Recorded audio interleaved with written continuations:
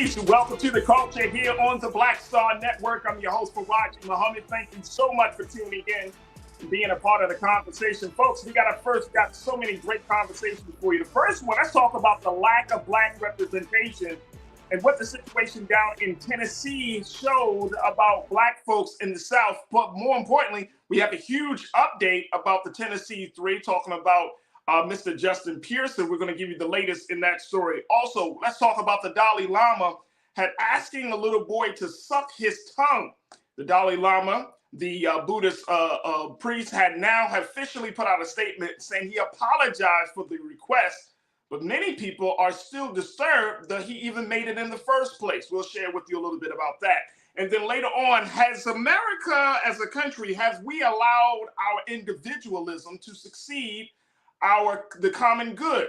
This is the great concern that some social scientists and others are having about the state of the country, and I want to have that conversation with you. So stay with us. All of that and a whole lot more. I got something for you for trends, posts, and doing the most. So stay with me. You're tuned into the culture right here on the Black Star Network. Let's go.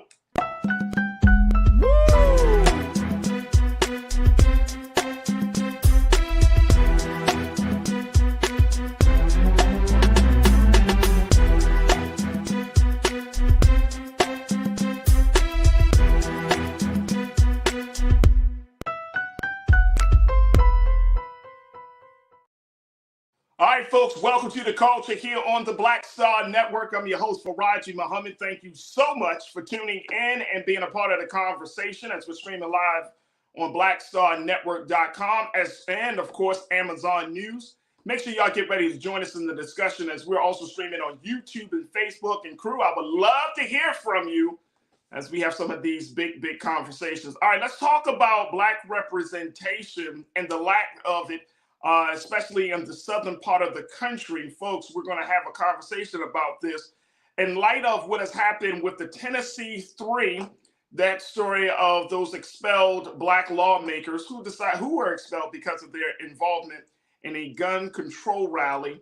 Now, as we mentioned yesterday, Representative Justin Jones, he was reinstated and sent back to the State House by the Nashville Metro Council. Now, folks, the breaking news is that now, it looks like formerly representative is now again Representative Justin Pearson of Memphis, Tennessee. He was reinstated by the Shelby County Commissioners. They had a 7-0 vote. So it was a unanimous decision to reinstate the Black lawmaker who has been very, very vocal about the situation. I'm going to bring my sister Suzette Speaks in before we jump into this conversation. Suzette, good to have you on as always. Good afternoon. How you feeling, Suzette? Good afternoon. It's a rainy day in Miami, Florida, but we got some great rainy day. Yes, but the news out of Tennessee has just put a smile on this damper day. So thank you for having me. Hey, everybody, what's up to the culture crew? Hey, look, it's a little overcast here in Los Angeles as well. So I don't know what y'all doing over here, but y'all need to keep that over there. But look, let's talk about Mr. Justin Pearson, Representative Justin Pearson, being reinstated by the Shelby County Commissioners. Folks, we got to show you. Yes. What it's like. You got to give you all that good vibes and good energy today on a Wednesday to get you through the week. This is, we got some footage of the rally that's happening actually right now. And if you've been watching on Black Star Network, streaming on Roland Martin's, on the YouTube page for Brother Roland Martin, you know that they have a huge rally in celebration of this great decision. And so we want to bring you a little bit of what was said and more importantly, that energy. Here it is, Representative Justin Pearson checking in and showing what he really thinks of that decision. Check it. I believe it's a vision of the people who've been pushed to the periphery, coming to the well. I believe that it's a vision of the people who've been marginalized, coming to the well. I believe of the people who've been marginalized, coming to the well. I believe it is a vision of people who've been ostracized, coming to the well. See, I see white folk and black folk. I see queer folk and straight folk. I see rich folk and poor folk coming from the back to the well. Demanding justice right now. Not tomorrow, but right now. movement that's going to change this country. It's this movement in this moment in time that's going to change the country. And I'm so glad. Oh, I'm so glad. Yes, I'm glad. Oh, I'm glad. Yes, I'm glad.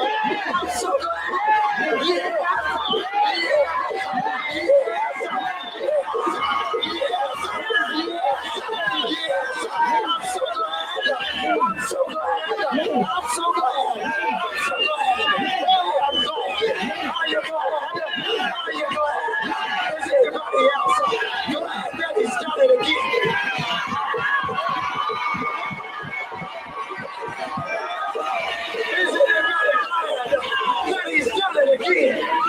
She's done it again. And God's done it again.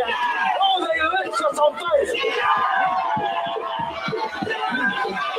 Saturday was real quiet. Sunday was real silent. Monday was even quiet. Tuesday they thought they won. But Wednesday, right around 1:30, a couple thousand people showed up to declare God is still on the throne. God is still in control. I don't care what the Republicans do in Nashville, but in here, we thank God. We thank God. We thank God for making a way out of no way. We thank God for doing what they thought was impossible. We thank Him. We thank Him. We thank Him. We thank Him. We thank Him. Oh, some folks don't know why I'm shouting. Some folks don't know why I'm shouting. 7 descendants of enslaved folk sent us back to Nashville. 7 descendants of folk called 3/5 of the people in this country reclaim democracy in it. That's what gets happened. So for anybody who doubts that God is there with us, that God peace that we walk with, that God voices that we shout with, for anybody who doubts the power, or the wonder-working power, the wonder-working power that tells you to run on, as my mama said, to see what the end's gonna be. I just need a few folks who ready to run, who ready to run, who ready to run. And I can promise you, if you run, you won't grow weary in your well-doing. If you run, He'll knock you up. Like an eagle. And you will soar back to Nashville. And you will tell them the people have sent a message. We won't quit. We won't stop. Because this is what democracy is.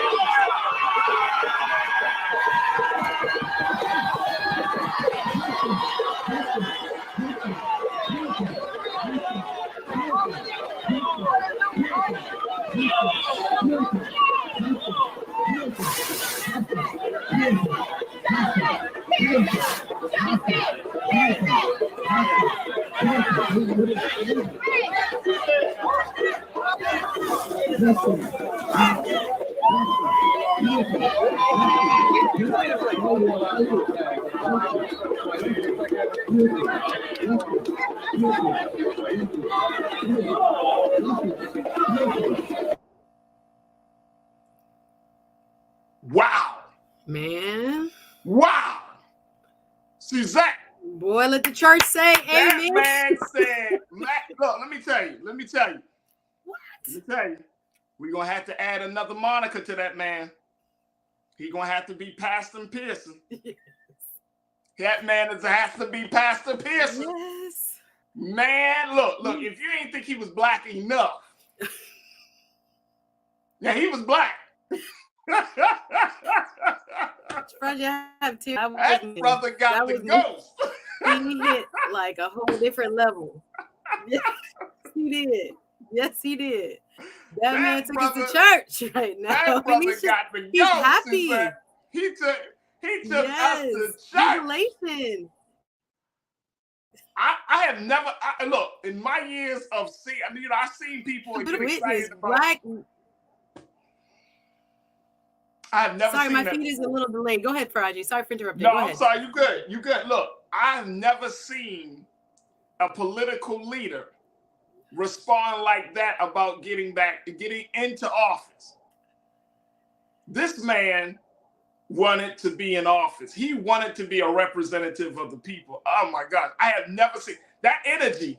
That energy is enough for me to get through the week, man. I mean, it is him being himself. That's true joy. So many times we don't get to see specifically Black men emote and be themselves and truly express the fullness of the range of emotions that they have. But clearly this is weighed on him. This is something that was unprecedented, is just kind of overused at this point. But just think about what they went through to be expelled from your seat and taken through this longer process now, and thankfully having the votes to get reinstated. It is a path that no one really thought probably that they would ever have to travel in 2023, but yet here he is. He's still standing, and he's able to get back to the body that he loves so much. Hey, you know, our producer, great producer Joel, said he is the worst nightmare of Tennessee. Yes. Those Tennessee redneck legislators, the worst nightmare. I mean, you can't get. I mean, man, oh man, this is the young Black man. Let me tell you something.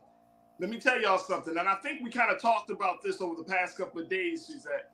But if you want to know if the Democratic Party is looking at this, brother, oh, trust and believe, the National Democratic Party, they might invite him. They just announced that the Democratic Convention will be in Chicago this year. Was it this year? Yeah, or next year. I think it's next year. I think for next year, yeah. Yeah, for next year. So it's going to be in Chicago. I can bet your bottom dollar He's going to be on the microphone. Is going to be on the microphone. Yes, he is. They'd be foolish not to. Oh man. The DNC said we got a superstar on the right. We got a superstar. Tennessee, that's small prize for this brother. Yes. It's good to see that he's human. Yeah, absolutely. Look, big shout out to Representative Justin Pearson, Representative Justin Jones, who both got their seats reinstated just after days of being expelled.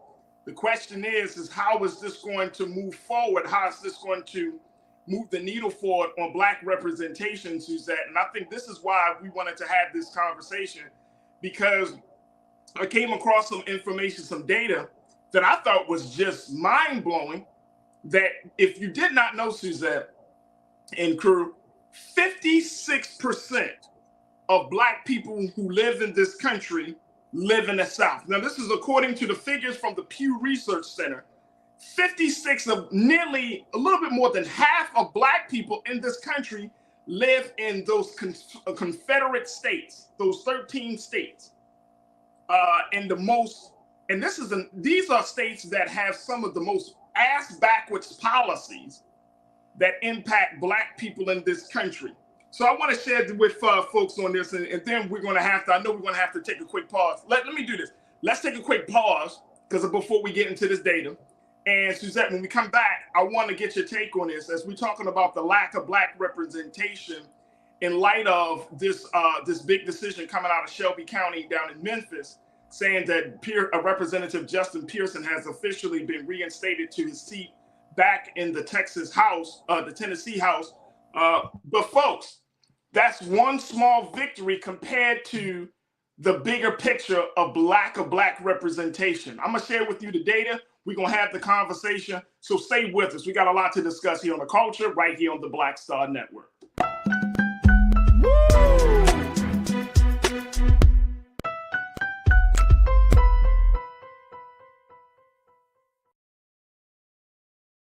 When you talk about Blackness and what happens in Black culture, we're about covering these things that matter to us, speaking to our issues and concerns. This is a genuine people-powered movement. There's a lot of stuff that we're not getting. You get it, and you spread the word. We wish to plead our own cause too long have others spoken for us. We cannot tell our own story if we can't pay for it. This is about covering us. Invest in Black-owned media. Your dollars matter. We don't have to keep asking them to cover our stuff. So please support us in what we do, folks. We want to hit 2,000 people, $50 this month, raise $100,000. We're behind 100,000, so we want to hit that. Y'all money makes this possible. Checks and money orders go to P.O. Box 57196, Washington, D.C. 20037-0196. The Cash App is $RM Unfiltered. PayPal is R Martin Unfiltered. Venmo is RM Unfiltered. Zelle is Roland at RolandSMartin.com. Pull up a chair. Take your seat. The Black Tape with me, Dr. Greg Carr, here on the Black Star Network.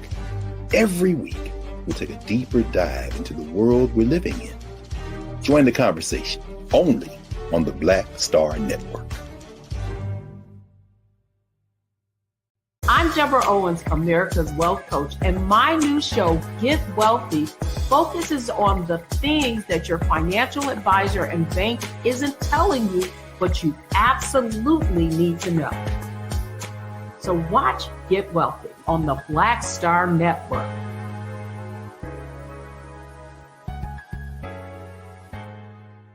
Hatred on the streets, a horrific scene, a white nationalist rally that descended into deadly violence. White people are losing their damn minds. As an angry pro-Trump mob storms the U.S. Capitol, We're about to see the rise of what I call white minority resistance. We have seen white folks in this country who simply cannot tolerate Black folks voting. I think what we're seeing is the inevitable result of violent denial. This is part of American history. Every time that people of color have made progress, whether real or symbolic, there has been what Carol Anderson at Emory University calls white rage as a backlash. This is the rise of the Proud Boys and the Boogaloo Boys. America, there's going to be more of this. Here's all the Proud Boys, guys. This country is getting increasingly racist in its behaviors and its attitudes because of the fear of white people. The fear that they're taking our jobs, they're taking our resources, they're taking our women. This is white fear.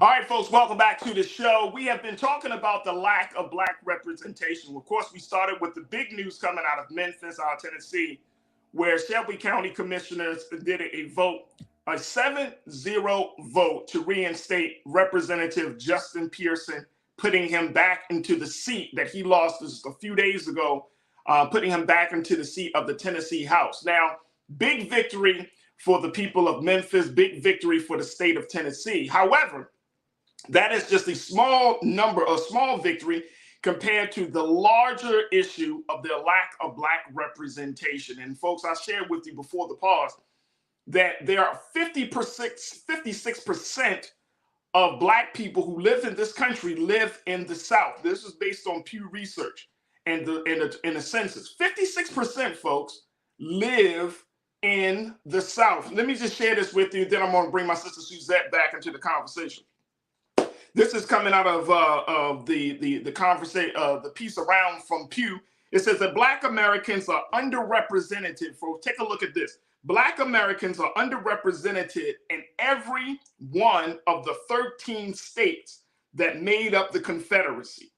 And in many states, with the highest percentages of Black residents, the gaps between those percentages and the percentage of Blacks in the state legislature is the largest. Wow.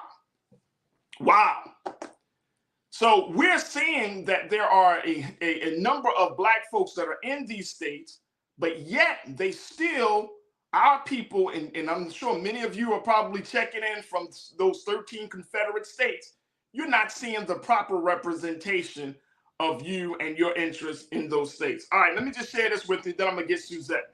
All right, let me go to check this out. Here's the breakdown of those states. Keena, let's put that second quote up. Here it is, folks. I want to take a look at this. Black Americans accounted for 17% of Tennessee's population in 2022, but just under 11% of the state's 132 legislators were Black. Wow. Georgia, birthplace of the Reverend Dr. Martin Luther King Jr., 33% of the state's population was Black. Only 22% of the state legislators were Black. Wow. It's almost exactly the same in Louisiana, where Black Americans accounted for 33% of the state population by only 22.9% of the state legislature. Mississippi has the largest percentage of Black residents in the region, 38%, but only 27.6% of the Magnolia State's legislature was Black. Black residents accounted for 20% of Virginia's population, but only 11.4% of its state legislature. And in North Carolina, Black residents were 22.3% of the population, but only 15.3% of the legislature there. Blacks are underrepresented in state government in other parts of the country, but the problem is most pronounced, most pernicious in the part of the country where most Black people have decided to live. And this comes out of the Root and Pew Research Center and the 2022 and the 2020 census. Take a look at all of this. All right, I want to bring Suzette back. Suzette, this is something. We are living in states where we hardly are represented. We are living in states, Suzette, where our interests aren't really being met. And this is interesting. I don't know what to make of this. What's your take on it? Well, I think there are historical factors that are now really showing the ugly truth as to what has been going on when it comes to the representative democracy that we have here in the United States. Unfortunately, I don't think we have much reprieve at this time, but to kind of give us some cultural and historical context, we can take this discussion back to as early as 1812. I was looking at when the first congressional district was drawn to favor one party versus another party. And we know this term as gerrymandering. And I was looking back at the history as to where it started. It started actually in Boston, where the governor at the time, named Elbridge Gerry, created or approved a district that looked like a salamander, where parts of the city of Boston were cut up so indistinctly that it looked actually like a lizard. So we got this name given to him by the Boston Globe at the time in 1812 called gerrymandering. Now, this has become very pervasive across the country. Not only do we have a constitutional mandate to redraw districts based on population, it says it in the U.S. Constitution, every 10 years when the census is taken, wherever populations move, we have to redraw districts. But what has been happening is whoever is in control of the state legislatures, right, state by state, whoever is in control of the state house and the state senate, usually, and the governorship, usually says who will be able to draw these maps. And these maps have gotten worse and worse when it comes to fairness, because what is happening is that instead of voters picking their representatives, the representatives are picking which voters they want. So you see these districts, if you look at even where you live, our culture crew, and you can see what your district looked like in the year 2001, in the year 2011 versus 2021. They're always being redrawn, and many of us are finding ourselves in districts that are called packed. It's called packing, putting all of a social group, ethnic group, social class in one district so you get one seat, or they call it cracking, which is splitting up a highly concentrated district into many so that their vote is diluted. They don't really have influence in the district they're now in. So when we see this packing and we see this cracking, we've seen cases as late as 2018 being brought to the Supreme Court of the United States, but they have not. They basically said this is not a federal issue and have remanded it or put it back down to the state courts for them to decide.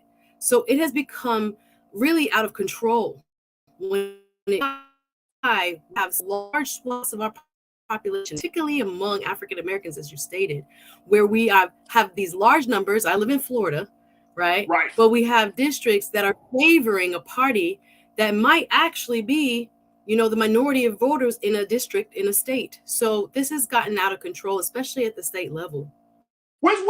I'm glad that you brought that up, and I think you're bringing this, and I'm so happy to have this conversation with you, Suzette, because you understand from both the legal and the political side of things. But what about the state of Florida? We didn't share those numbers about Florida, but those areas, a lot of people would assume that certain counties or cities in Florida, like Miami or Daytona or Orlando, like. What's the large concentration of Black folks, and are those Black folks in those areas of Florida? Are they in the same boat as some of these other cities and other states? Absolutely. We've looked at in Florida over the last 20 years.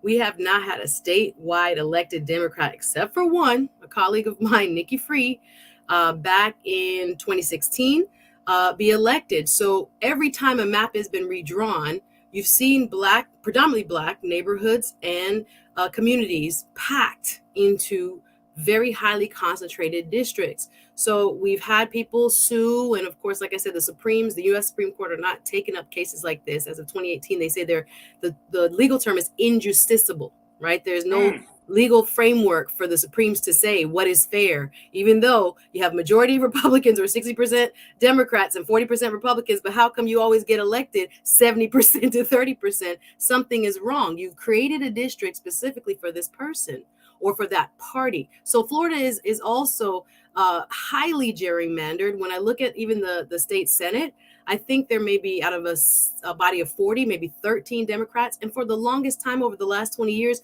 we've had more registered Democrats in the state of Florida than Republicans. It's just recently that number has switched over to Republicans now having the majority. But with the majority of voters being registered Democrat, we could not see in the state of Florida that influence via the districts that were drawn. So yes, just like the states that you brought up here and the numbers that we're looking at today, Florida is definitely representative of this trend that has been putting us in terms of minority groups kind of in a marginalized position where we don't have the representation that we should have in our state bodies and even in the congressional districts. Absolutely. We're going to take a couple of comments from the crew. Then we're going to take a quick pause. Shalinda, you checked in and said, our voice is our vote.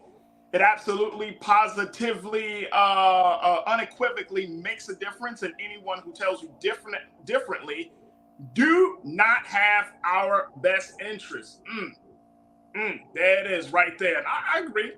Yeah, but I also know, as we talked to my brother Michael and Hotep yesterday, voting is not just an exercise, a thing that we use to exercise, but voting is to gain power. And we can't forget about that part. But I am so happy, Shalinda, that you brought that up. Janelle, you checked in and said, in North Carolina, with the new conservative state Supreme Court and GOP supermajority, they are about to gerrymander the map with surgical precision again. Wow. So we're going to see that happening. And I don't doubt that at all, Janelle, that's not happening in North Carolina. I appreciate you. Chris, you said something, I think, Chris Big, you checked in, and I thought this was pretty interesting. So run as a Republican and use creative wording to achieve your goals. Chris. I don't know if that's the answer. That strategy has been used so many times, and then it brought us nothing. I would that offer. Strategy has been used. Like we always say, let's just go to the other side and then try to. In Baltimore City, there was a sister that was running for mayor. She ran under the Republican ticket, a Black woman who I know, right? I mean, she's all well. She actually ran under the Republican ticket in a Democratic city like Baltimore. We've seen that. Why? Suzette, what's your take? I would advise probably that maybe getting involved within the party structure might have more of an impact than necessarily changing party. That means there are usually every county, if Florida is divided in counties, if you have different cities, parishes, where there are local Democratic parties, getting involved from the ground level so that you influence who is going to help to move the agenda forward and what actually the agenda is, I think is more important. Actually donating to candidates. One thing I know is we can't get elected if we don't have the funds to compete. There you go. Opening a checkbook is more important, not to say more important than switching a party, but is a different way of actually influencing the outcome. Write someone who you believe in a $25 check, a $50 check, $100 if you can, or more, so that they can actually have an ability to compete with someone who is probably going to be well-funded, because that's one thing I think our Republican counterparts really understand. Money talks. And money talks. And Chris went on to say, we got to take a pause, but Chris said, instead of trying to force the state into Democrats' hands, LOL, run as Republican and change the face of the Republican Party. I don't want us to be the face of the Republican. Have you seen the Republican Party? I mean, seriously, like, do we want to, look, do we want to be window dressers for a party that is against our very interests? That's all. We would be mannequins. We would look like Tim Scott. Well, I will say, what's the point? All Republicans are not the same. I would rather for us not get involved in any political situation with the two major parties than stand as a mannequin for the Republican Party. What, are we serious? Come on, bro. Come on. That's not the move right now. That's not where we at right now, Chris. I hear you. I trust it, and trust me, I respect your views, but trust and believe, I don't think that's the move right now. I don't want to be. We just should not want to be mannequins for somebody else's agenda at this point. No more mannequins. No more mannequins. All right, Suzette, we're going to have to take a quick pause, and we'll come back and get your thoughts on this. More crew members are checking in. Folks, stay with us. We got a lot to cover. We'll also talk about this very disturbing story around the Dalai Lama, what the Buddhist leader said about his request to have a little boy to suck his tongue. We'll share with you the story. Stay with us. A lot more in the first hour of The Culture here on the Black Star Network.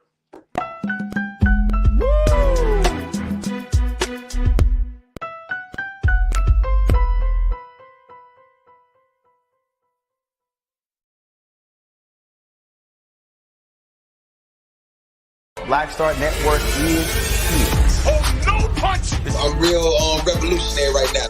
Thank you for being the voice of Black America. All momentum we have now, we have to keep this going. The video looks phenomenal. See, there's a difference between Black Star Network and black-owned media and something like CNN. You can't be black-owned media and be scared. It's time to be smart. Bring your eyeballs home. You dig? When you talk about blackness and what happens in black culture, we're about covering these things that matter to us, speaking to our issues and concerns. This is a genuine people-powered movement. There's a lot of stuff that we're not getting. You get it, and you spread the word. We wish to plead our own cause. Too long have others spoken for us. We cannot tell our own story if we can't pay for it. This is about covering us. Invest in black-owned media. Your dollars matter. We don't have to keep asking them to cover our stuff. So please support us in what we do, folks. We want to hit 2,000 people, $50 this month, raise $100,000. We're behind 100,000, so we want to hit that. Y'all money makes this possible. Checks and money orders go to P.O. Box 57196, Washington, D.C. 20037-0196. The Cash App is $RM Unfiltered. PayPal is R Martin Unfiltered. Venmo is RM Unfiltered. Zelle is roland@rolandsmartin.com.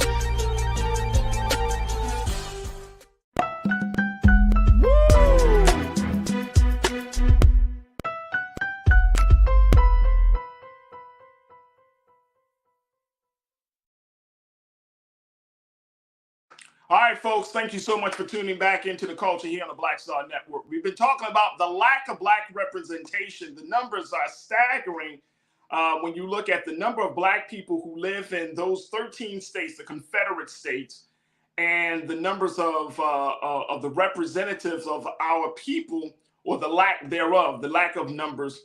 When you look at the data, and you see you got a large number of black folks in these southern states, but you have a very small number of black representatives in these state legislatures. And of course, we've been talking about the implications of all of this with my sister Suzette Speaks of the Suzette Speaks show on YouTube. Suzette, you're in Florida, you're seeing, and I'm going back to this piece about what Chris is bringing up, talking about this whole strategy of being a part of the party of the Republican Party. And this is, look, I get it. The Democrats ain't perfect either. I'm not saying that. But I'm not trying to align myself. I'm not trying to align myself. I'm talking about, again, going back to character and values, Suzette. I cannot, in good conscience, align myself with a group of people who can't even, when the truth is being presented to them, won't even recognize the truth. And then think that they have my interest as a candidate at heart.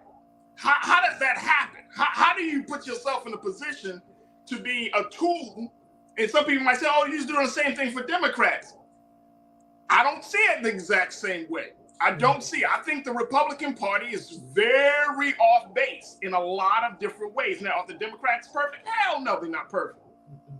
I would rather for us to be in an independent space, right? But we do.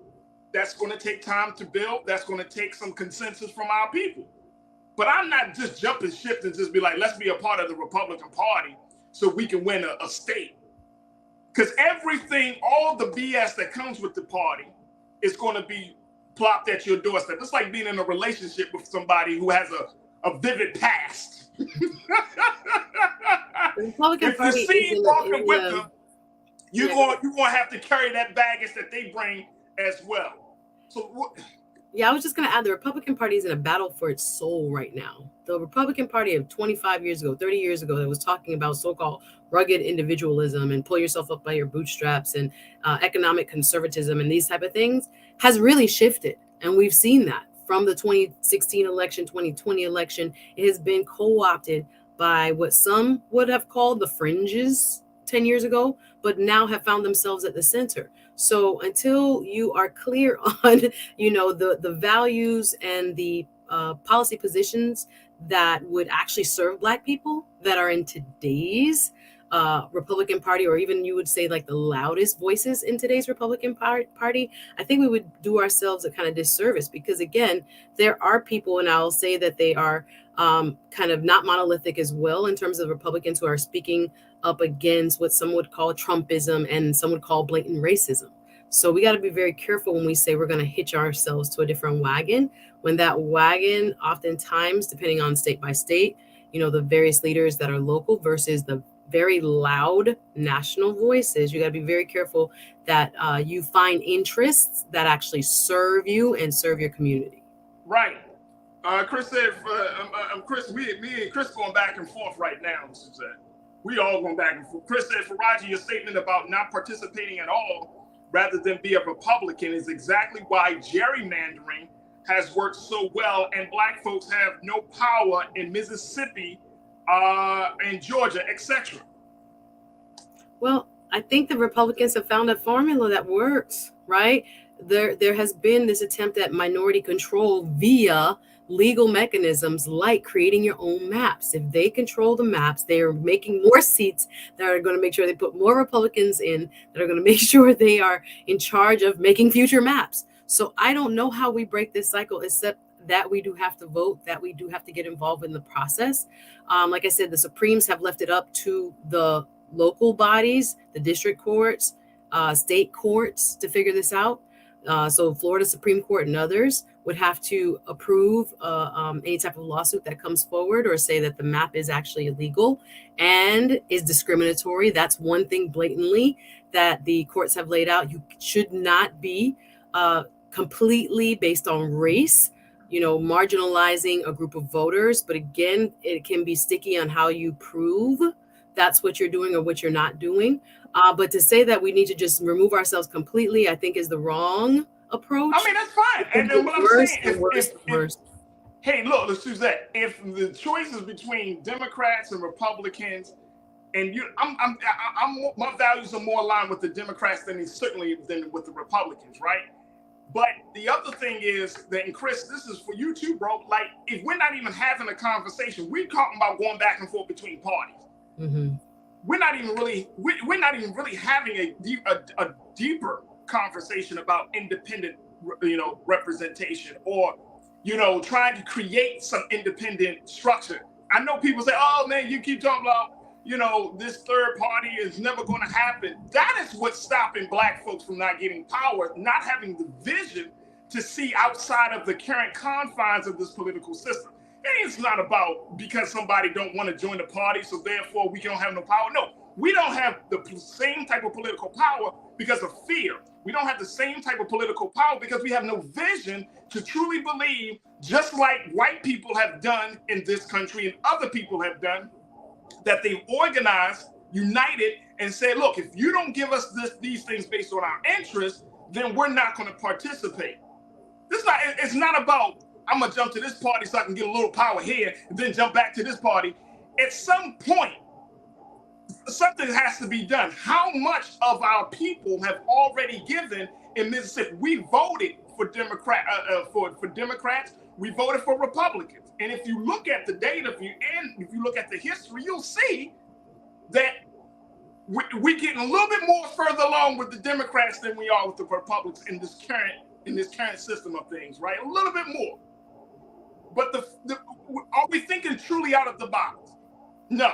I don't want us to keep going back and forth about which party, and then we're not even acknowledging the fact that maybe Black folks don't have power in Mississippi and Georgia is because Black folks don't care about the system.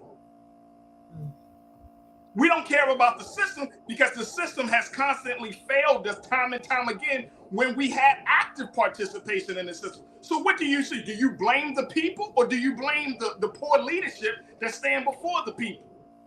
We can't get into no conversation as if Black folks don't vote. That's a lie. Or that we don't take part in the election, or we're not educated about the issue. That's all a lie. That's not it. We're seeing poor leadership. And as a result of poor leadership, people are not voting. As a result of parties not being to adhere to the truth, or parties not for making sure that there's justice among its poor and marginalized groups of people that support these parties, they're not voting. That's what it is. So you want to keep beating up on the voters? Or when you want to beat up on the poor leadership that stands before us, they keep talking, but not actually manifesting, not expressing, not exhibiting what they say that they believe and what they're all about. I'm not beating up on no more folks. I'm looking at the poor leadership, Suzette. Listen, there are people that will agree with you wholeheartedly, Farajii. I look at it as an uphill battle. For example, some of my colleagues who were in Tallahassee fighting as Democrats right now in our state House of Representatives, their vote is not going to count the way it should because there is a super majority of Republicans. What does that mean? They don't need one Democrat to vote their way to pass anything. That's why we're seeing this constant barrage of new legislation to, augment Don't Say Gay, to augment. We just had 2 back-to-back shootings, and our governor quietly signed the permitless carry bill to now have no training necessary, no licensure necessary to carry weapons in the state of Florida, right, making our lives, again, putting us in danger even more. But no matter what my friends and colleagues are doing in the Senate and the House, they can only create a record. They can only voice opposition and cast a vote. But they're never going to have a majority if these districts remain drawn as they are, which again begets the Republicans having the same power for decades to come. So I think we have to look for another solution when it comes to either the Supreme Courts of the states, how we are bringing lawsuits and on what grounds, perhaps. But I don't know exactly what the pervasive solution will be, except to draw more fair districts. And I don't know how we get our Republican brethren to do that if there's no incentive or disincentive to doing it. They're remaining, again, look at Tennessee. They control the Nashville airport. The state house does. When you look at the other big, I think they have like an arena, performance arena, I forget the name of it, that controls what shows come to Nashville, is now under the auspices of the state legislature. They've cut the city council down from 40 members, which would have been more Black membership, now down to 20. So once you have all this power kind of concentrated within a ruling party, it's very difficult to change it back into the hands or to correct the representation, so it is more representative of who lives in what districts and in what states and in what numbers. There are those, just to play devil's advocate, that will say, well, if urban areas are more concentrated, they will only allow for certain influence of as many districts, meaning you are all living together in one concentrated area, so it would make sense to put everybody in one district. That is the counter argument. Of course, I don't buy that, and I know there's a lot of holes in that, but that's what you will hear. Well, you live in urban centers. Well, if the population is much higher, though, in those urban centers, there's still a will among the majority of voters to be, positioned a certain way in terms of policy, for policy to go a certain way. But we're going to see this fight. It's going to be around for quite some time, Farajii, because this is happening across the board, and it has worked. Absolutely has worked a lot. All right, folks, we got to take a quick pause. When we come forward, let's shift gears. Let's talk about the Dalai Lama, the Buddhist leader who is under fire and great controversy for asking a little boy to suck his tongue while he was greeting him. The Dalai Lama has officially put out a statement to apologize, but it has opened the door around the conversation about child abuse and sexual abuse. Folks, stay with us. That discussion is up next here on The Culture on the Black Star Network.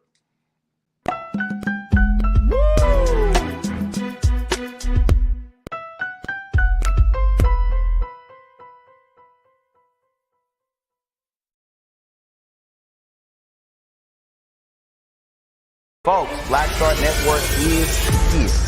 Oh, no punches! I'm real revolutionary right now. Support this man, Black Media. He makes sure that our stories are told. Thank you for being the voice of Black America, Roland. Stay black. I love y'all. All momentum we have now, we have to keep this going. The video looks phenomenal. See, there's a difference between Black Star Network and Black-owned media and something like CNN. You can't be Black-owned media and be scared. It's time to be smart. Bring your eyeballs home. You dig? Pull up a chair. Take your seat.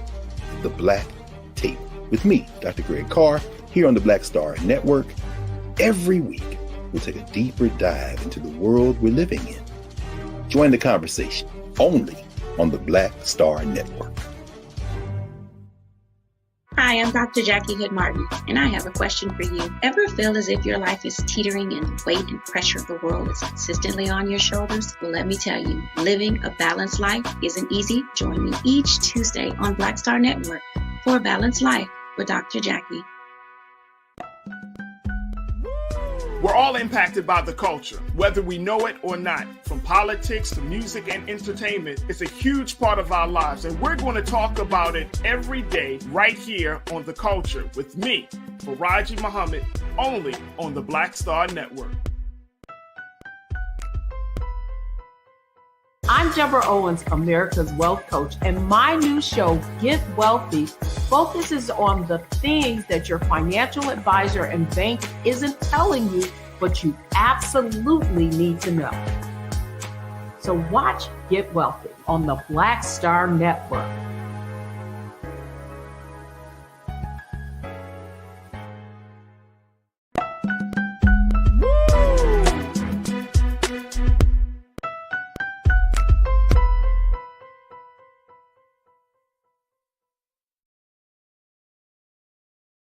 All right, folks, welcome back to the Culture here on the Black Star Network. I'm your host, Farajii Muhammad. Thank you for tuning in this afternoon. The next big conversation that people have certainly been talking about, but even though it has garnered people to share their thoughts, is very, very interesting how this discussion has been going. And I'm speaking of the discussion around the Dalai Lama. Over the weekend, the Dalai Lama had an opportunity to meet and greet some of his followers, and he greeted a little boy. And during that brief interaction, the Dalai Lama kissed the young boy on the lips and asked him to suck his tongue. Now, the incident was videotaped, and it sparked outrage, certainly on social media. The 87-year-old Buddhist priest regrets the incident and wishes to apologize to the boy and his family. let me just share with you what the Dalai Lama and his office put out as part of the statement here, folks, and take a look. Here's what the Dalai Lama had to say about this. He said, a video clip has been circulating that shows a recent meeting when a young boy asks His Holiness, the Dalai Lama, if he can give him a hug. His Holiness wishes to apologize to the boy and his family, as well as his many friends across the world, for the hurt his words may have caused. His Holiness often teases people he meets in an innocent and playful way, even in public and before cameras. He regrets the incident. Now, if you were to take there is, according to some of the history of Tibetan leaders, there is a history that shows that that sometimes Buddhist leaders will ask for, and I'm pulling it up right now. In Tibet, there is sticking out one's tongue is known as a traditional greeting. This is part of the history of the Tibetan people. That sticking out one's tongue is known as a traditional greeting, stemming from a 9th century myth about an unpopular king with a black tongue. When the king died, Tibetans began revealing their tongues to show they hadn't become his incarnate. However, tongue sucking does not appear to be a part of the tradition of this Tibetan history. I want to bring my sister Suzette Speaks back into the frame. And Suzette, let's talk about this, because this right here struck a nerve for a lot of people around the world, especially here in America. And in a moment, I'm going to share with you what hip-hop superstar Cardi B had to say about the incident. But I know His Holiness put out this message, but it is a very strange request. Yeah. So again, this is such a sensitive topic for anyone who cares for children or who loves children, who wants to protect children. This definitely struck a nerve in pop culture. Now, the Dalai Lama is the head of the Tibetan Tibetan House of Buddhism, if you want to call it, subset of Buddhists. When I looked up how many Buddhists are on this earth right now, in 2010, we have about 488 million Buddhists that exist across the globe. This is a religion that originated in Asia and the Indian subcontinent. And again, Tibet has had this very tumultuous relationship with its neighbor, with China in specific. So the spiritual leader of the Dalai Lama is super important in terms of being this kind of transcendent figure, not only for Tibet, but for the world at large. So up until this moment, we had seen a certain respect that was given this gentleman who is now 84 years old, and he's now the 14th incarnate of the Dalai Lama. But this incident was in fact shocking to us, particularly to Western culture. I was looking up, trying to find articles as to how it has been received, but even when I see people commenting from India, etc., they're offended.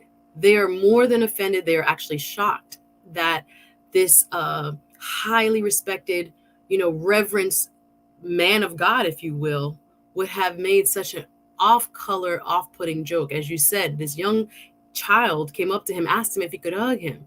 And initially what seemed to be a quite innocent exchange, where the young boy first hugged him and then he asked for a kiss on the cheek. The Dalai Lama kind of gave him his cheek. We thought it was done.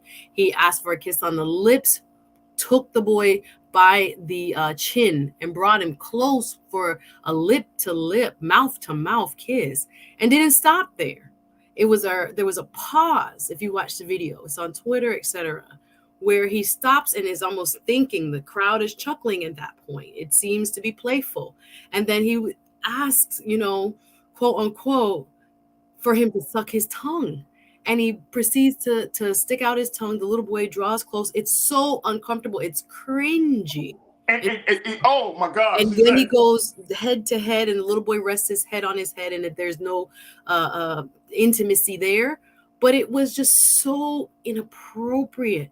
And it seemed like it was almost kind of second nature-ish. So that if this was something that was commonly done, as they say, in the dark, it didn't seem like a problem. in the light. And so many of us who are, again, highly sensitive, and those who just believe in right and wrong and protecting children, took great offense to what they saw on that video. Look, I got to take another pause. When we come forward, we're going to continue the conversation. Crew, what do you make of this? Some of you have already checked in and saying the apology from the Buddhist leader is not enough. But there is, I will share with you some of the remarks that Cardi B said about the whole situation. And to Suzette's point, that this needs to be discussed. This needs to be discussed. So we will do our best to cover this and continue to have a civilized conversation about this. Stay with us, folks. You're tuned into The Culture here on the Black Star Network.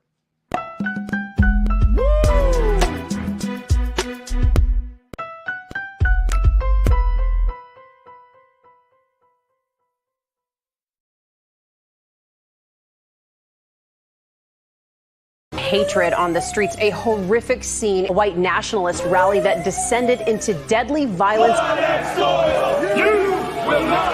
White people are losing their damn minds. As an angry pro-Trump mob storms the U.S. Capitol, we're about to see the rise of what I call white minority resistance. We have seen white folks in this country who simply cannot tolerate black folks voting. I think what we're seeing is the inevitable result of violent denial. This is part of American history. Every time that people of color have made progress, whether real or symbolic, there has been what Carol Anderson at Emory University calls white rage as a backlash. This is the rise of the Proud Boys and the Boogaloo Boys. America, there's going to be more of this. Here's all the Proud Boys, guys. This country is getting increasingly racist in its behaviors and its attitudes because of the fear of white people. The fear that they're taking our jobs, they're taking our resources, they're taking our women. This is white fear.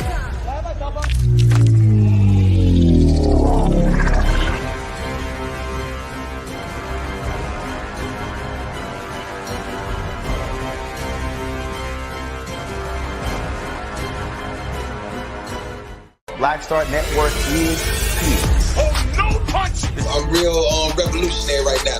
Thank you for being the voice of Black America. All momentum we have now, we have to keep this going. The video looks phenomenal. See, there's a difference between Black Star Network and black-owned media and something like CNN. You can't be black-owned media and be scared. It's time to be smart. bring your eyeballs home. You dig?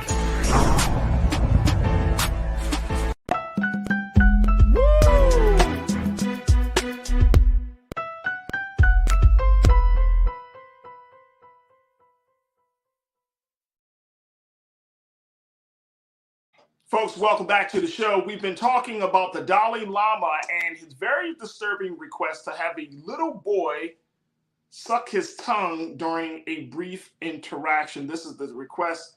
There's the Dalai Lama right there. The 87-year-old Buddhist leader has since apologized for the request and for the uncomfortable moment that happened as a result of this brief interaction with the boy. He put out a statement saying that he apologizes to the boy's family and to his friends around the world. But it has caused people to once again have a larger conversation about faith leaders and children. Now, big shout out to my sister, Nicole. Nicole, you said that April is National Child Abuse Prevention Month. So we're having the conversation about child abuse and, more important, sexual abuse and children.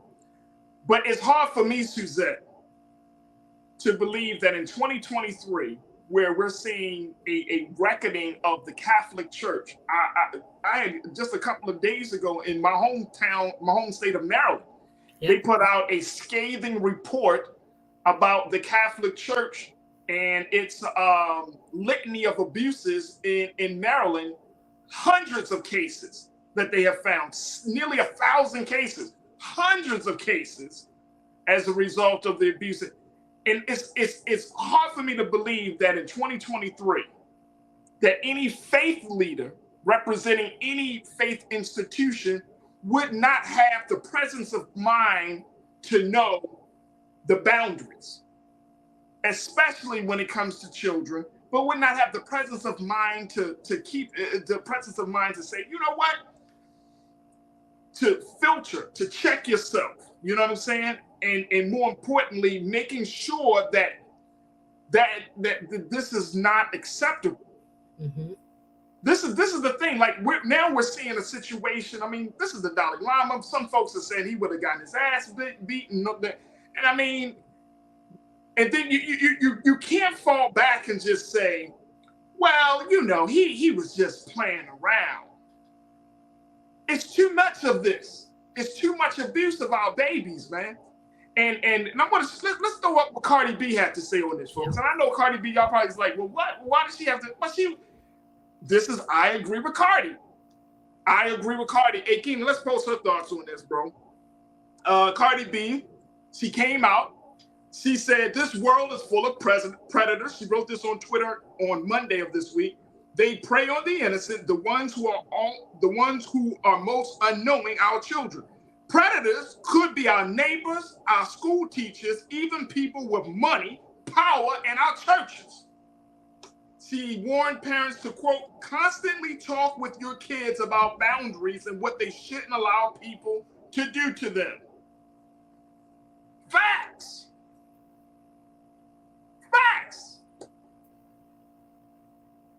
Predators can be anybody. Predators can be people with a lot of money. They can be people with prestige and fame. They can be people in high-profile positions. They don't have to be poor and broke and destitute. Predators can be anybody. They can be in the schools. They can be in the church. They can be in, unfortunately, any faith institution now. Predators. Yeah. And people got mad at Cardi for classifying the Dalai Lama, but it's hard. I mean, can you really get upset for a request like that? So you mean to tell me that's a normal thing? That a grown man would ask of a child? If he wasn't the Dalai Lama and he was just, you know, Joe Schmo. Yeah. Mm-hmm. But should we not have a conversation about predatory behavior in children? And then we wonder why the children are imbalanced, Suzette, when it comes to their from everything from their sense of self, their sexuality, everything. We wonder, well, how did they get this way? What happened? But if we continue to kind of act as if the culture of child abuse doesn't exist, what do you expect? What you're saying is, I completely agree with Farajii, and shout out to Cardi B. I thought she was really, really brave for coming out and sharing her. Very brave, yeah. She received a lot of backlash, and people are saying it's the right message from the wrong messenger, and are bringing up her past as a stripper, or that, you know, she has shared in prior documentaries and interviews that she allegedly, you know, would drug men or take their money and all this other stuff. So they calling her a predator. And I thought to myself, wow, what a world we're in, where a person of her influence, quite frankly, is being ridiculed for speaking up out against, you know. But it's not the same thing, though. Yeah, she has said that. She was like, you guys are whack, you guys are crazy for me making this statement and saying that I can't or I shouldn't be the person. I'm a mom. She came back really hard. A lot of, you know, strong language she used. But how dare you tell me, when I'm thinking about my children and the children of the world that are made victims every single day. And she even mentions in her response to some of this that, you know, there's something similar. She didn't go into detail, happened to her as a young person, and she didn't, you know, care to elaborate in these tweets, but she, you know, made the statement like, what kind of world are we living in, where I have something very strongly to say and condemn, you know, this evil, this type of act, and then you guys are coming for me. Nonetheless, to refocus on what he actually did. This is, I think, very triggering for many of us who thought we could trust in our religious institutions. Here yet again, it's almost like we had this happen already. This is almost like a record player effect when it comes to, you know, people unfortunately hiding in positions of authority in religious organizations, so that, not saying the Dalai Lama is, but so that they can perpetrate these heinous acts on children. So there were questions raised. There are going to be more questions raised. I don't know that sorry note that my statement of regret, I'm sorry who I offended, that kind of thing. The boys' family has not said anything as of yet, Right. but it is really critical that I still think we keep this in the fore, because it shouldn't be, hush hush. We've had a reckoning in churches in the United States, churches overseas in Europe. We've seen a reckoning in Hollywood and other places where, again, people who got away with a lot of really, disgusting behavior have been held to account. And I think, you shouldn't be exempt because you're sitting in a position of high power, as Cardi has pointed out. Oftentimes, those are the most heinous perpetrators because they have the most power and the money and the influence to cover it up or to pressure people and get people to not say a darn thing. And I think that also speaks to our culture of having accountability around them. Not only are they responsible, but for me, the people in their circles, the leadership around them who sees foolishness or suspects foolishness, if they do, need to speak up and not be afraid. Again, there's a lot of influence that they have, so people sometimes acquiesce, but we need to empower folks who are within these organizations as well to speak out, and we need to do more to protect our children across the board. Oh, absolutely. Oh, absolutely. Sandy, you checked in, my sister Sandy W. You said we don't protect kids from gun violence and sexual violence or exploitation in this country. And unfortunately, those things are predicated on adults making money. Yeah, we don't protect them. We really don't. I mean, we grow up, we want our children, especially, and I'm saying the culture in Black community. We can't talk about no one else because I'm not a part of that community. But I know for Black folks, we have adult grooming ways for children. We want children, children can be children up to the age of 4 in the Black community. Then after that, boom, welcome to adulthood. We expose them to too much, too fast, too early. You see what I'm saying? And it's like now we wonder why they act a certain way. You know what I mean? And I mean, this is. And look, this is not by any way saying, oh, what the Dalai Lama, because I think the Dalai Lama is dead ass wrong on this. Dead ass wrong. But to Sandy's point, we do have to look at the culture and the circumstances and the conditions that we raise our children in and the households and the things that we expose them to. It's too much, man. Yeah. It's too much. We keep talking about the future from political parties. The real future is sitting right at home. The real future is the babies, man. Yeah. Yeah. And what are they so if we mess them up, and look, this of course gets near and dear to me. I got a son and a daughter. You know what I mean? I remember being in a store and this older white male, and trust me, my daughter, very cute and bop and all that. He bent down. Oh my gosh, she cute. I ran so quick over there. Yeah, thank you. Took her and grabbed her. I don't even like you. Not wrong to do that, brother. Not wrong to do that. My goodness. I'm serious. You know what I'm saying? And sometimes, and I'm sure, crew, y'all have children. Your children attract people. The way they look, the way you dress them. And we all been in those situations. You can walk up to a baby and you want to do all of this. No. There's boundaries for that. You can't. I don't do that.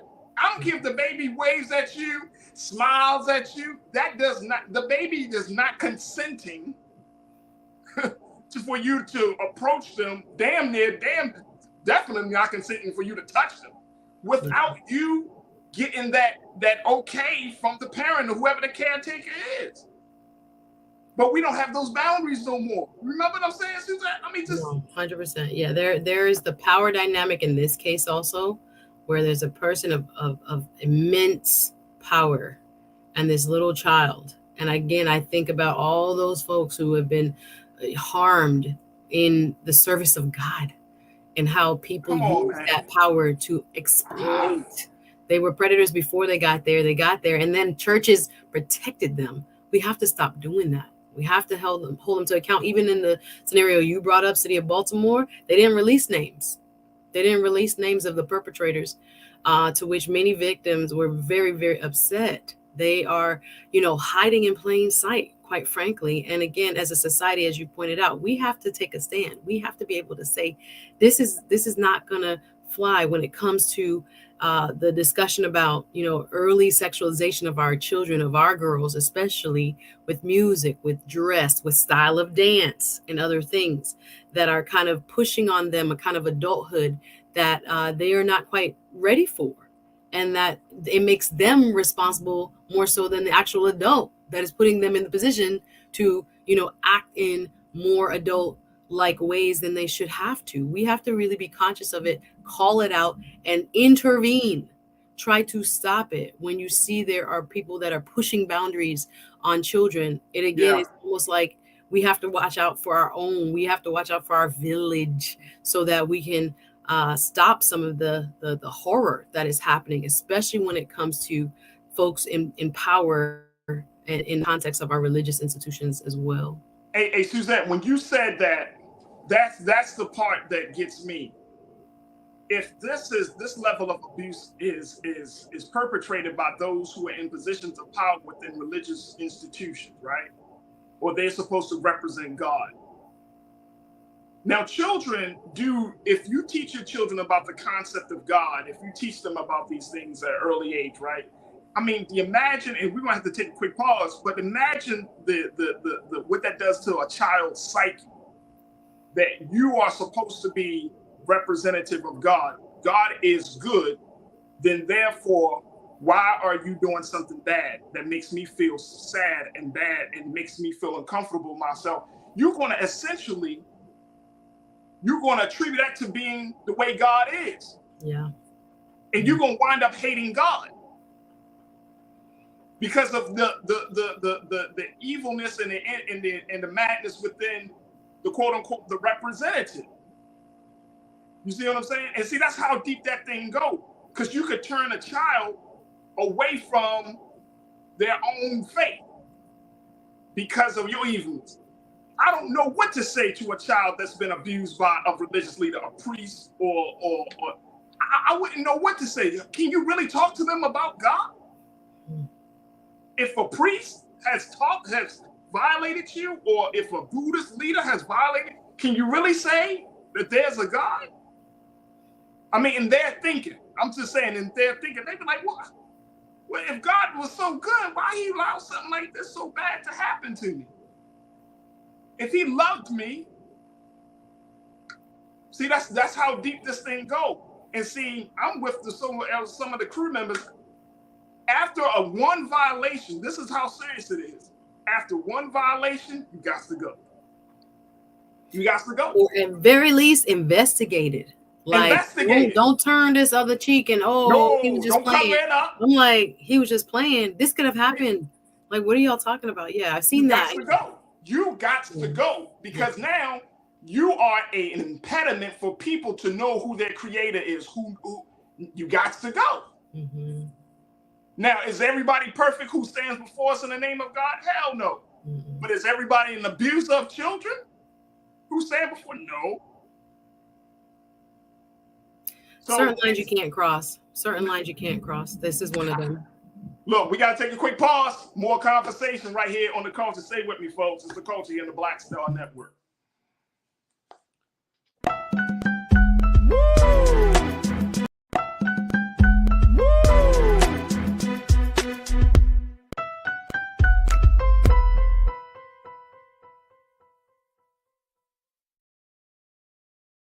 Don't you think it's time to get wealthy?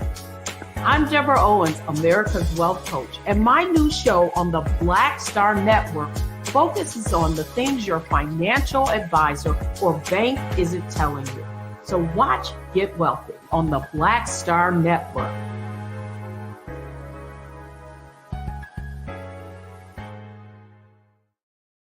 Hi, I'm Dr. Jackie Hood Martin, and I have a question for you. Ever feel as if your life is teetering and the weight and pressure of the world is consistently on your shoulders? Well, let me tell you, living a balanced life isn't easy. Join me each Tuesday on Black Star Network for A Balanced Life with Dr. Jackie.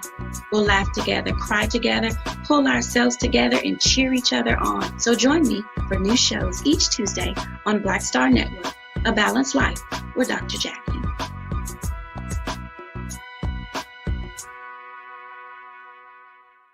Pull up a chair, take your seat. The Black with me, Dr. Greg Carr, here on the Black Star Network.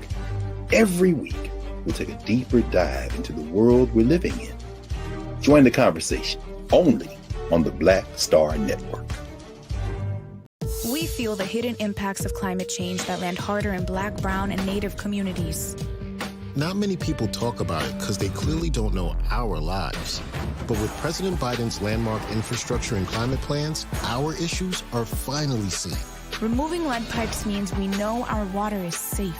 Cutting carbon pollution helps our kids breathe easier. 1.5 million new jobs means stable work in communities.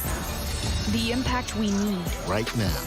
When you talk about blackness and what happens in black culture, we're about covering these things that matter to us, speaking to our issues and concerns. This is a genuine people-powered movement. There's a lot of stuff that we're not getting. You get it, and you spread the word. We wish to plead our own cause.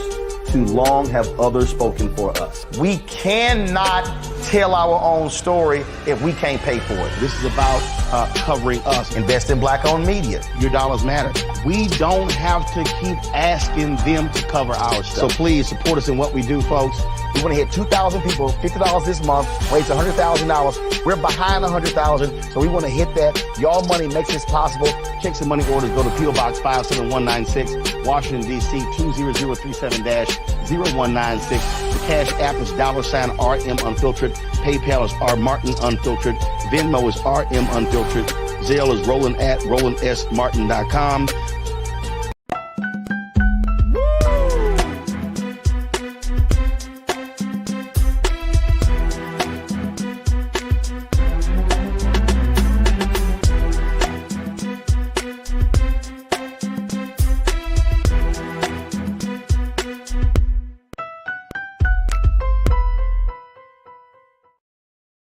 All right, folks, welcome back to the show. Let me bring my sister Suzette back into the frame. As we've been talking about this latest controversy around the Buddhist leader Dalai Lama and his request for a little boy to suck his tongue in a brief interaction, the Dalai Lama has since apologized since that incident happened just a few days ago, but it has garnered a lot of talk about sexual abuse, especially by faith leaders.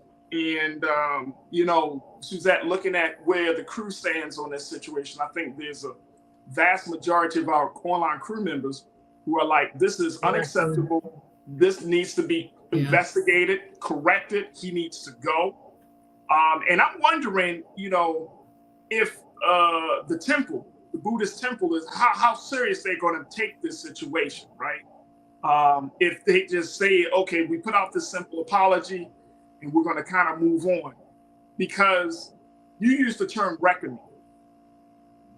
There should be a reckoning happen. And this is not just in the Buddhist temple, but in the church, in the mosque, in the synagogue, wherever it happens, there has to be some reckoning to show the world that there are still people in this world who do not see children as playthings.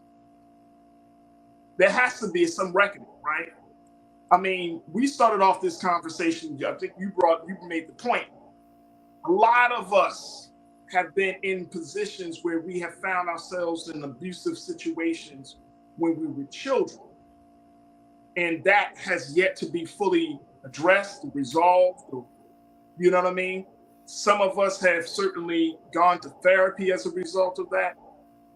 But it's so prevalent now. And this is the concern that I have around the culture, that when we see an extreme case like this is one thing, but there are still things that we see within our own communities. I'm getting back to this, Suzette, that it's in our own communities where we're saying, is this a level of abuse? I think we should start asking ourselves the same question. Is this considered abusive? One of my, Sharon Brooks checked in, she said that, she said, my daughter's father never allowed her to sit on any man's lap, period, regardless if relative or not. This is from Sharon Brooks. I was taught the same thing. Same here. Could not. Don't be hugging. I'm not letting my daughter sit on your lap, bro. And also, I think this other thing where we make our children greet with a hug and kiss, I have learned that you have to let children read spirit too. Children have intuition too. So if I mean, I'm not a parent as of yet, but to look at the trend that some people are allowing their children to, greet with a handshake, greet with a wave, and instead of forcing a child to hug or kiss someone, I think that's something in our culture that we can also, bring to the fore as a possible option for how, we can start to change a culture where, our physical touch is a part of, American culture at large, but oftentimes we have to kind of read signs or listen to what children are doing, their body language as well, when it comes to just even greeting our loved ones. And then if you do have a child that is very, friendly, that still don't give you you're still the parent. You're still the caretaker, right? So the child might be doing this. Oh, let me hug me. Yeah. But as the caretaker, as the parent, as the adult in the moment, you got to use the best of intelligence, the best judgment for that situation. Here's the other part about it too, Suzette. We've often used to have this conversation in the space of girls, the boys. I was about to say it can go both ways. The boys. Mm-hmm. Mm-hmm. When you're talking about 6, 7, 8, 9, 10 years old, right? In that time frame, the boys, our black boys, and I bet you that if you look at the numbers, there are probably a lot of black boys who have been sexually violated and abused. But we're just not we're not having enough of those conversations. But a lot of black men, we carry that, you know what I mean? From into manhood, we carry that. And we don't talk about it. We don't go to therapy for it. So black boys go through this horrific, traumatizing experience, then grow up to be black men, and it starts to play out in their behavior, their relationships, the whole nine. So we got to protect the boys as well. Yeah. And I don't know if we're having enough, if we're doing all that we can to protect those little boys, because we think, oh, it's a boy, it's not going to happen. But no, it's I'm coming across black men who are saying it. Yeah, this happened to me. Yeah, forgive me if I'm misquoting. I think it was W.E.B. Du Bois that talked about it being easier to fix a child than to repair a broken man. And I think what we're talking about is how much of an effect this can have long-term on human beings. That's why we want to do our best, or should want to do our best, to protect the innocence of children so that we are not creating, broken adults, or better said, adults with brokenness, right? When we see people making decisions in their adult lives, you don't have the luxury of going back and saying, what happened to you, but we know the impact of those formative years. It's super important to what a person thinks like, acts like, believes about themselves, their self-worth, how they value others, how they, respect or lack of thereof for their fellow human being. A lot of it happens in our formative years.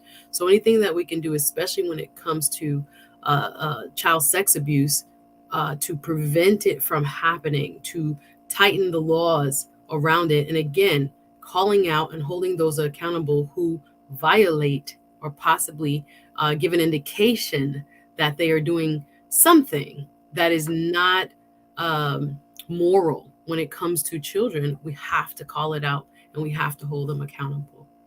Yeah, and I think that's the other part about this, that the unfortunate part is I'm not sure if that accountability exists within the Black community enough. When we're not going to go deep into this part of the discussion, but when we talked about R. Kelly, look at the division that came up just in that conversation about his behavior, right? And so I always question, like, if we see this level of violation, and we know it exists in the Black community, we know that there's somebody in the family who has either been violated or who is the perpetrator of this type of act. Do we call them out? Do we put them on blast? Do we communicate them from the family gatherings and the family, you know? Do we have a discussion about that? We say, oh, that's Uncle so-and-so. Yeah, y'all know how he gets. Y'all know how Uncle so-and-so. Well, that's Aunt so-and-so. Y'all know how she gets. But we're not isolating that really person. Strong. Yeah, there's no strong rebuke against that person. Because I get it, it's family. I get that part. So you don't want to seem, but if you have a family member that even with the suspicion of being a person that violates children, why don't we have those conversations? Why is it so hard for us to separate that person from the family, to isolate that person, to call the authorities on that person? You know what I mean, Suzanne? We have a cloak of secrecy. We have a cloak of protecting our so-called loved ones. Oprah talks about that when she was going through, family dinners and stuff with the man who had violated her, sitting around a Thanksgiving table, everybody saying prayers like, this is normal. Of course, we're not, monolithic. We have different people with different experiences, but this is a real pervasive experience for many across socioeconomic classes, across racial boundaries. So there's something that is not happening, or that's not, transferring when it comes to accountability. I agree with you. We'll say it, but when it comes to even our own families, oftentimes we do turn a blind eye. And again, there's so many sad stories out there now in reality TV, and people who have done kind of, these interviews about their families. I think about the Pace sisters and some others who have come forward, and these are like super gospel groups, and all types of abuse was taking place there. And again, we do have functional Black families, but there's also the dysfunctional behavior that is causing many in our community to not be able to live their fullest lives. And we have to really be much more proactive, even with the people that we love, in making sure they do not have access to children and making sure they are held accountable. I agree with what you're saying. Absolutely.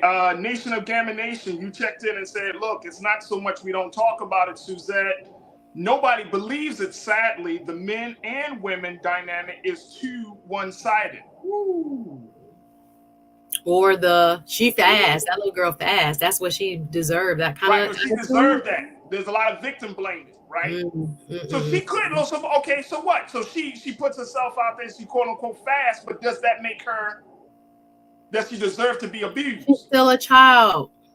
If you're 12, if you're 13, if you're 14, okay, I'm talking about, Yeah, you know what I'm saying? I know, I get your point. I definitely get your point. But I'm just saying, like, that's how the mentality is like, yeah, but she puts herself out there. She can put herself out there, okay. But if there's one violation, does she deserve to be violated? Yeah, you can't bring those two to think. Those two arguments aren't the same. You can't be like, oh yeah, so because she slept with a couple of guys, a few extra guys than you are comfortable with, she deserves to be raped or abused or violated? That's crazy. So Gamma Nation, I appreciate you saying that. Thank you so much. Karen Connor, my sister, you said my parents did allow us to spend the night at anyone's home other than did allow us to spend the night at anyone's home other than our grandparents. Trusted immediate family or friends, outsiders remained outside. I don't know if we're having those, as we wrap up on this, but having those sleepovers, like if my child is doing a sleepover, I gotta know who you are. Yeah. You know what I'm saying? And I don't mind the scrutiny. I don't mind if somebody spends the time with my child. I don't mind if their parents, if another child's parents say, hey, I just wanted to get to talk to you, get to know you guys, but please, by all means, ask me any questions. Ask Nira any. Like that's not a thing. But the sleepover thing, it's 2023. I'm so sorry. We weren't allowed to sleep over. It was only at my cousin's houses. Nope. I'm so sorry. And if it's family, I'm so sorry. That's to ask some questions. That was it. I'm asking some questions. So as we wrap up, look, our prayers and thoughts go to the family of this little boy. But I hope, as you said, Suzette, that there's at least if we're not talking about firing the Dalai Lama, there should be an investigation to make sure that there isn't a pattern of abuse. If this is a one-time thing, that your mind even went there though is a problem. It's a problem. But if it seems like you say, it's too quick, too fast, too comfortable. So there needs to be an investigation. Folks, we got to take a quick pause. When we come forward, look, let's have a different part of the conversation about individualism and common good. Has our individualism as a culture, as a country, has superseded the common good? We want to have that discussion up next with you. Stay with us. It's The Culture here on the Black Star Network.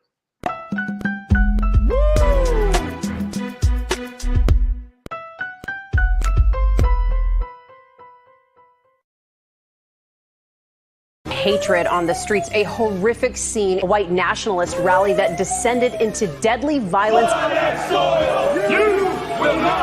White people are losing their damn minds.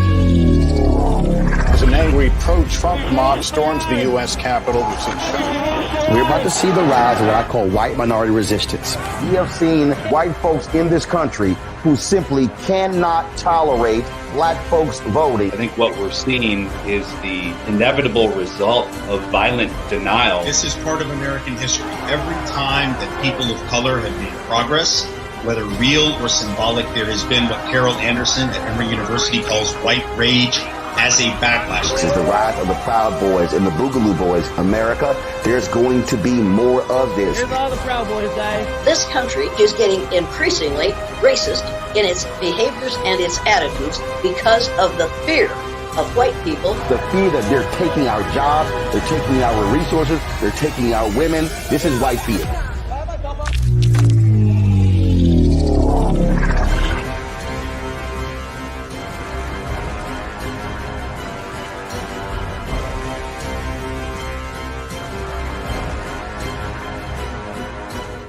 We feel the hidden impacts of climate change that land harder in Black, brown, and Native communities. Not many people talk about it because they clearly don't know our lives. But with President Biden's landmark infrastructure and climate plans, our issues are finally seen. Removing lead pipes means we know our water is safe. Cutting carbon pollution helps our kids breathe easier. 1.5 million new jobs means stable work in communities. The impact we need right now.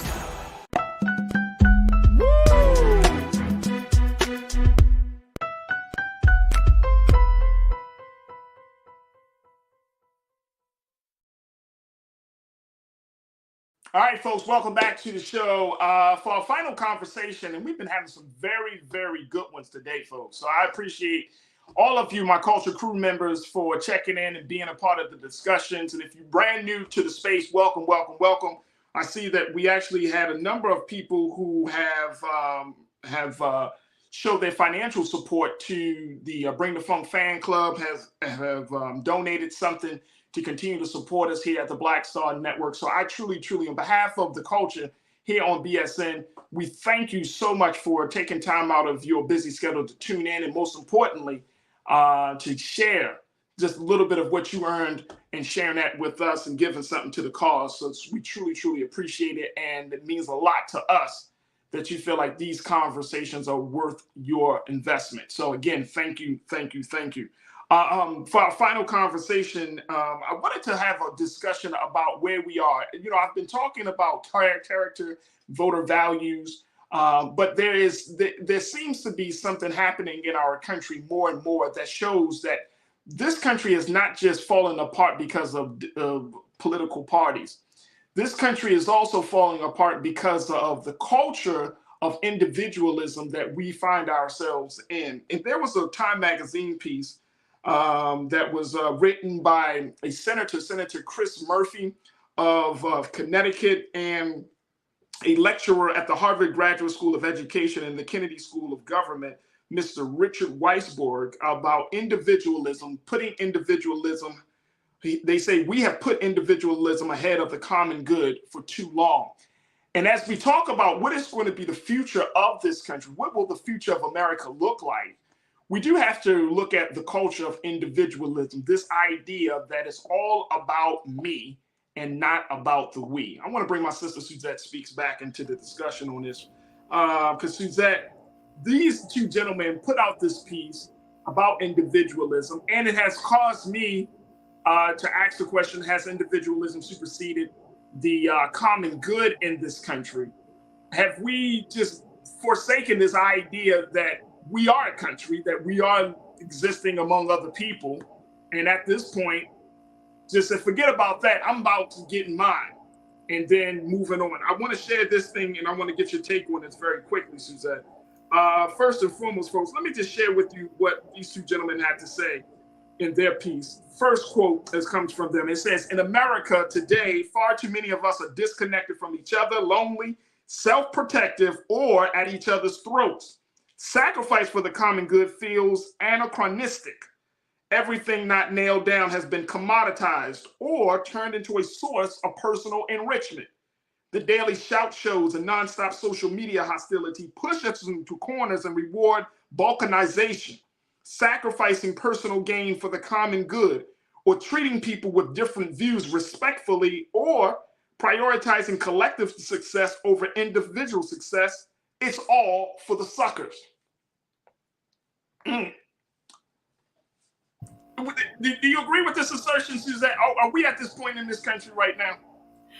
Farajii, I know we have about 15 more minutes, so yes, I think as deep as we go get into this conversation, there has definitely been kind of a cultural pattern that is very American that we have accepted across ethnic groups, et cetera, or maybe some more than others. Let me refine that, where it seems as if personal achievement, personal wealth, and being able to, stand on top of your castle, whatever that is, your degrees, where you live, what you drive, what you wear, has seemed to supersede a need for elevation of the collective. What I mean by that is, as this article pointed out, there are so many times it seems as if the needs of the community is often overlooked or not even a priority for particularly our young people. But when you ask our young people where they get that from, they say they get it from their parents. But there has been, ever since the inception of our country, and I agree with the article, that, this rugged individualism has taken us from what I think, especially within our culture, the village of understanding, that no one gets anywhere by themselves, that people need each other, that there is a benefit to, group political will and economics and other parts that, sometimes we see ourselves as going it alone in. So I do think this has had a big disadvantage, as the article points out, people's mental health, people's economics, and just overall loneliness has increased so much so because we're not as engaged in communal activities, whether it's religious organizations, whether it's social clubs, whether it's our kids having interaction with just the neighborhood. Oftentimes I tell people in Florida, most of us, unless you go to a certain church or are proactive about learning who lives next to you, you don't know your neighbors. You're almost afraid to let them in your house or to let them know your name, or if you didn't grow up with them, you don't really talk to them. We are very cliquish, I know, here, and that could be representative of, a bigger city or metropolitan area where there's a lot of transients, etc. But nonetheless, I think even beyond that, there are many incentives in today's culture or messages that are being kind of sent to people to do it for yourself, by yourself. No one else matters. You and maybe your little family unit and a little bit of an extension around you is who you should care about. And I think is doing us in our community and our country a big disservice. A huge disservice. So much so that it's actually, I think, to your point, Suzette, it has kept this country from moving forward because we don't see ourselves as being a part of something. It's interesting because the culture says that, for example, it speaks about this in the op-ed, that social media was originally intended to bring people together, but it has made us even more isolated. Yeah. You know what I'm saying? So it's like we have to, I think a lot of this is that we may have lost what it means to be a part of a community, have to be taught those skills of bridging, building relationships, getting to know people, whether you're talking about where you actually live, the places that you work, the places that you worship at, like building community. What does that mean? And more importantly, is that a value for you and your family? Is that a value that you instill in your children and the next generation? Because here's the second part of that. And Kim, let's put a quote too. It says this, and this came from the piece, that in 1985, Habits of the Heart, which was an extensive study of values in American life, reported that Americans speak a first language of personal ambitions and only a second language of commitment to others and the collective. We only care about ourselves at this point. And then once we get ourselves together, then we start to move forward to, all right, let me think about somebody else. But suppose it takes you 40, 50, 60 years to get yourself together. So you negate other people during that time and you put your own ambitions first and not think about being a part of a community. It's no surprise to that we see older folks in the church, older folks at the community association meetings, because for a lot of young people, personal ambition reigns more supreme. I gotta get mine, and then I'll think about the rest of y'all. But not understanding that if we're not seeing ourselves as part of a community from a very early age, it's going to be harder. It's going to be harder, and it's more detrimental to the larger scope of things, especially within the Black community. You can't just diss the Black community and be like, I'm not going to be engaged in helping to build it up. I'm not going to be engaged to try to make the quality of life for people's lives better, my neighbors better. Whatever I do affects me. I don't care about how it affects you. And then when you get older, if you're in a neighborhood, you're gonna run up against that same type of mentality from the young people that you find yourself around when you get older. When you move into a new neighborhood, you trying to settle down. Them young people ain't gonna give a damn about you. Yeah.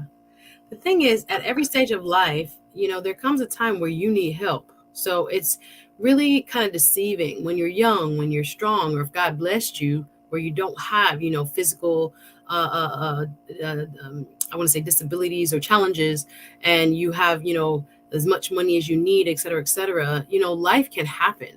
And I think, with the United States not having the social safety net that a lot of other first world countries do have, we have this very real fear of, falling through the cracks or not being able to do it ourselves. I think a lot of times when I look at, why immigrant communities have been able to survive, it's the collective where, you see people come in, live in one house with, several adult family members and try to, save money and put together towards bills, et cetera, until one person can move out, the next person can move out, then you can buy a car, then you can buy a business. You see that model and it works. But I don't really believe in a conspiracy. But who wins when we're all isolating ourselves or don't see ourselves as a part of a whole in this country? Like what we're experiencing now with, people getting different news sources. So the facts as we think of them, Farajii, is not what every other American thinks are facts. When I speak to certain people, and I'm really kind of shocked that, the news sources that they listen to or things that they're getting and that they're believing is so different. I understand why, people can get just wrapped up in their own little small world. But, for us to survive economically as a country, for us to survive politically as a country, we still need, the common thread that used to hold us together, which was for many, the Constitution, for others, the general ethos of, this being the land of the free, where anything is possible, where, it's where you can, become anything you want, et cetera, et cetera. But that's not really the reality. Majority of Americans are living paycheck to paycheck. Majority of Americans don't have, adequate, housing or healthcare, et cetera, et cetera. When we look at, what's going on in our communities, if we moved in a communal way, oftentimes these things would become, addressed, whether it be on the, private or religious organization side or, nonprofit side, volunteer side. We would solve some of those problems ourselves, or if need be on the governmental side. But again, without that desire to, or that ability to see yourself as a part of a whole, even with Blackness,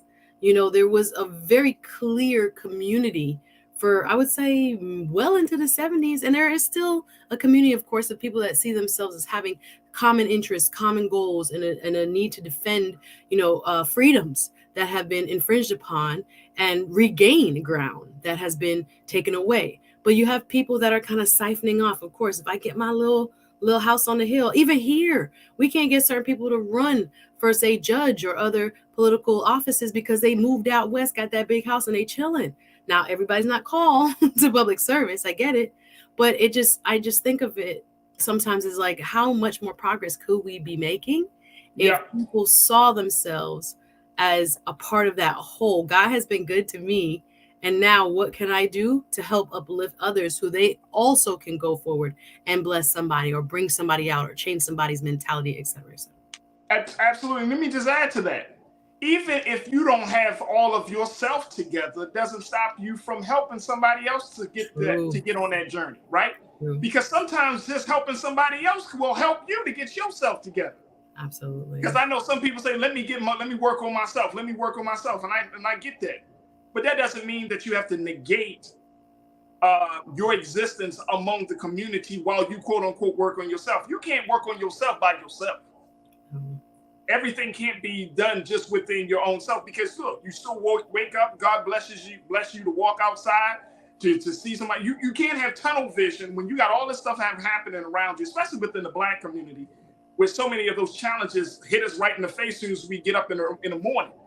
So, the thing that we're called to do, the great responsibility that was placed on us is that even while you're working on yourself, be a blessing to somebody else. And Farajii, you would be surprised, not you, but people would be surprised how much people are willing to help you if you ask. People are so afraid to be. And that's how you build communities, exactly. And we stay isolated. The amount of people I see and I talk to, they're actually really lonely. There's not just in the Black community, but across the American culture, right. It is really, really staggering. So to put oneself out there, to join a group, to become involved, what we say civically in a community-based organization will absolutely change your life, whatever type it is. We definitely need to kind of push this, especially to the next generation. Absolutely. Suzette, it's always a pleasure to talk to you. I love Wednesdays. Yay! All right, Thank you folks, for having me. Make sure y'all support my sister Suzette Speaks. Go to her YouTube station, her YouTube channel. Yes. Watch her shows, fantastic shows she's doing. She puts out content all the time, dynamic content, talks about a lot of different things. And so make sure y'all check her out, Suzette Speaks, on YouTube, or follow her on social media. Y'all have embraced my sister, and she is part of the online culture crew. She always gives us a shout out and show her due love and respect. So thank you, Suzette, for being so good for the culture, and we'll continue to support you, sis. God willing, we'll reconnect with you next week. Thank you. I appreciate it. Always a pleasure. See you guys soon.